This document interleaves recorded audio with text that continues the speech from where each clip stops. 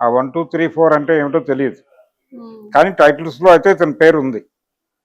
కాబట్టి ఇప్పుడు అతనే ఈ లెటరు తర్వాత ఈ వీడియో రిలీజ్ చేశాడు. ఉమ్, అతని ఎలిగేషన్ ఏంటంటే రాజమౌళికి తనకి ఒక కామన్ ఫ్రెండ్ ఒక అమ్మాయి ఉందని, ఆ అమ్మాయితో వీళ్ళిద్దరిది ట్రయాంగులర్ లవ్ స్టోరీ అని, ఆ అమ్మాయితో అంటే తను పెళ్లి చేసుకుంటానంటే రాజమౌళి అడ్డుకున్నాడని, అడ్డుకునే ఆ అమ్మాయితో రాజమౌళి అఫైర్ కొనసాగిస్తున్నాడని ఇలా మాట్లాడాడు ఆయన. ఇలా మాట్లాడుతూ తనని పెళ్లి చేసుకోవద్దు అని చెప్పి రెస్ట్రిక్ట్ చేయడం వల్ల తను సింగిల్గానే మిగిలిపోయానని కూడా చెప్పాడు ఆయన. అయితే ఈ తర్వాత అంటే శాంతి నివాసం కంటే ముందే జరిగింది ఇది అని చెప్తున్నాడు ఆయన. ఈ శాంతి నివాసం కంటే ముందే జరిగి ఉంటే మధ్యలో ఆయన పెళ్లి చేసుకున్నాడు, విడిగా పెళ్లి చేసేసుకుని ఆయన జీవితం ఆయన గడుపుతున్నాడు. తర్వాత ఇతనికి యమదొంగలో ఆ క్రెడిట్స్ ఇచ్చాడు. అంటే అంతకాలం ట్రావెల్ ఉంది వీళ్ళది. అప్పటి నుంచి లెక్కేసుకుంటే ఇప్పటికి ఎన్ని సంవత్సరాలు అయింది? ఇన్ని సంవత్సరాల తర్వాత ఇప్పుడే ఎందుకు ఇతను బహిరంగ పరుస్తున్నాడు ఇది? అంటే ఎక్కడో ఏదో డిస్టర్బెన్స్ ఉంది. అంటే అతని దగ్గర నుంచి ఏదో ఆశించటం, అది కాకపోవడంతో ఏదో డిప్రెషన్, అంటే ఇతను సైకలాజికల్గా పక్కకి నెట్టేస్తున్నాడు. టాలెంట్తో కాదు, క్షుద్ర విద్యలను కూడా వాడుతున్నాడు ఈ వ్యవహారానికి అని కూడా మాట్లాడుతున్నాడు. ఆ లెవెల్లో నడుస్తోంది అతని గొడవ. కాబట్టి ఎస్పి బాలసుబ్రహ్మణ్యం గారి మీద కూడా ఇలాంటి ఆరోపణలు ఉండేవి ఆ రోజుల్లో. అంటే మెడ్రాస్ వచ్చినటువంటి ప్రతి సింగర్ని ఆయనే గెంటేస్తున్నాడు, ఎవరిని పాడనివ్వట్లేదు, అన్ని పాటలు తనే పాడాలని, ఒక రకమైనటువంటి ఏకఛత్రాధిపత్యం కోసం అందరి టాలెంట్ని తొక్కేస్తున్నాడు, ఇలాంటి ఆరోపణలు ఉండేవి. అలా ఏం చేయలేదు ఆయన, కానీ ఆరోపణలు అయితే ఉండేవి. అలాగే ఇతను కూడా రాజమౌళి ఎవరిని ఎదగనివ్వట్లేదు, ప్రస్తుతం అతని టార్గెట్ అనిల్ రావిపూడి అని కూడా చెప్పాడు. అనిల్ రావిపూడిని గెంటేసే ప్రోగ్రామ్ ఒకటి డిజైన్ అవుతోంది, అతను అప్రమత్తంగా ఉండాలి అని చెప్పి ఒక హెచ్చరిక కూడా జారీ చేశాడు ఈ యు శ్రీనివాసరావు.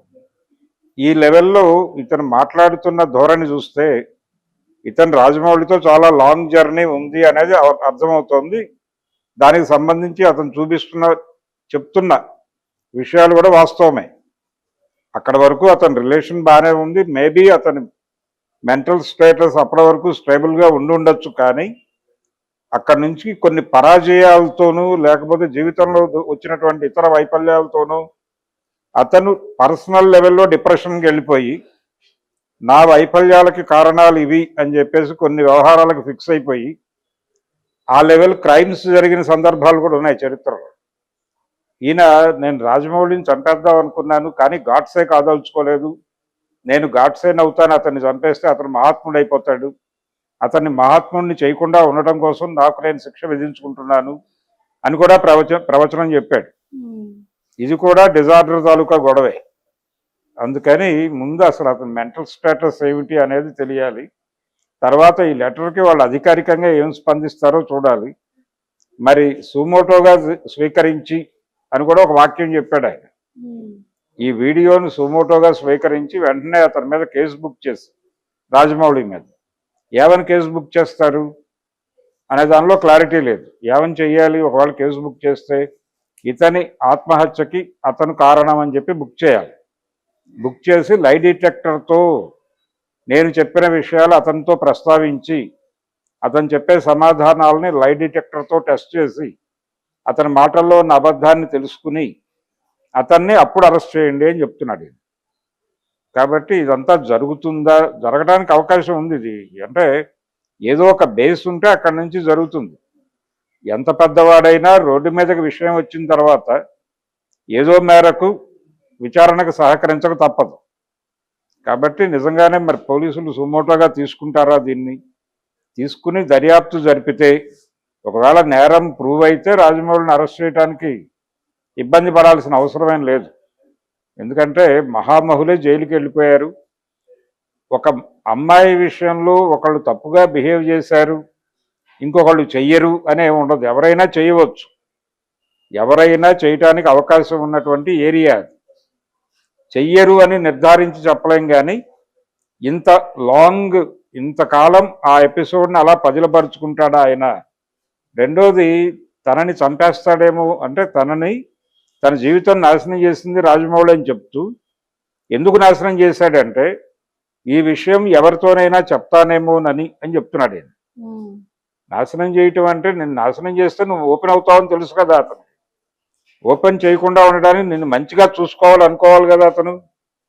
అలా అనుకోకుండా నిన్ను చంపేయాలనో లేకపోతే మరొకటో ఆలోచిస్తున్నాడు అంటేనే, అలా ఆలోచిస్తున్నాడు అనే విషయం నీకు అర్థమయ్యే లెవెల్లో అతని వ్యవహారం ఉంటే నువ్వు ఓపెన్గా చెప్పేస్తావు కదా. ఈ విషయం కూడా తెలియాలిగా అతనికి.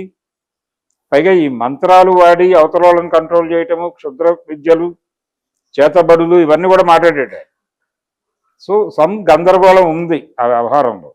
కాబట్టి నిజాలు నిగ్గు తేల్చాల్సిన అవసరం అయితే ఉంది. చూడాలి ఆ క్యాంప్ ఎలా స్పందిస్తుందో చూడాలి, రాజమౌళి గారి క్యాంపు. ఇతను ఆరోపణలు అయితే బలంగా చేయగలిగాడు, ఆరోపణలు చేయగలిగాడు, కానీ ఆరోపణలని సస్టైన్ చేసే పద్ధతిలో ఆర్గ్యుమెంట్ లేదు. చాలా డొల్లతనం ఉంది. ఏదో సమ్ డిప్రెషన్లో ఉన్నాడు అతను. ఆ అంటే తన వైఫల్యాలకి కారణంగా రాజమౌళిని అతను ఫీల్ అవుతున్నాడు. ఉమ్, ఆ ఫీలింగే కనిపించింది అందులో, ఆ వీడియో మొత్తం, ఆ లెటర్లో కూడా ఆ ఫీలింగ్ మాత్రమే, ఆ ఫీలింగ్తోనే దాడి చేయదలుచుకున్నట్టుగా కనిపిస్తుంది. ఉమ్. పర్సనల్గా దాడి చేయాలని ఒక ఎజెండా పెట్టుకుని తనని తాను బలి చేసుకోవడం కోసం సిద్ధపడ్డాడు అతను.